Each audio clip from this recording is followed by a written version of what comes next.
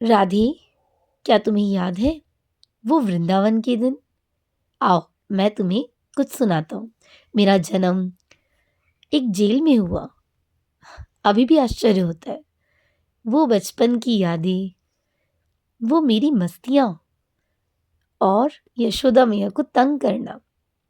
माखन तो जैसे मुझे इतना पाता था, और वो गैया, अरे गैया तो मुझे आज भी याद आती है।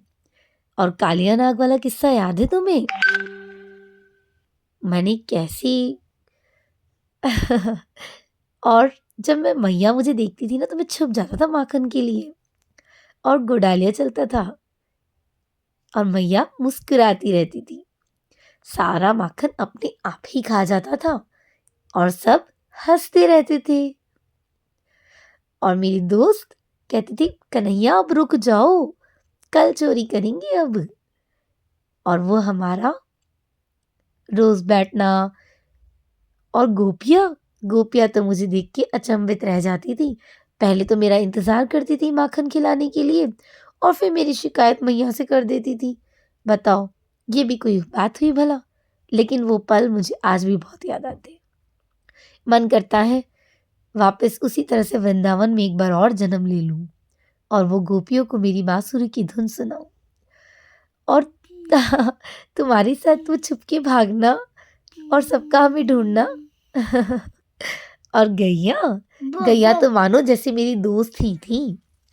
और मैया, मैया तो मुझे सबसे प्यारी है, मेरी यशोदा मैया। और वो ओखल बंधन, अरे आज भी याद है वो रस्सी का बंधन, वो ओखल बंधन। चलो, दौड़ चली उस दुनिया में वापस।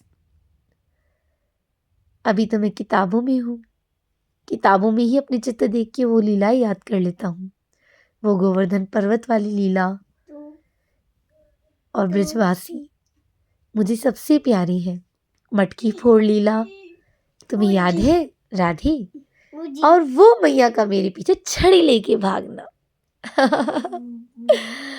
और गैया की पूंछ पकड़ के और बलराम भैया के साथ भागना, तो मेरा क्या बताऊं, मुझे वो सब याद आता है।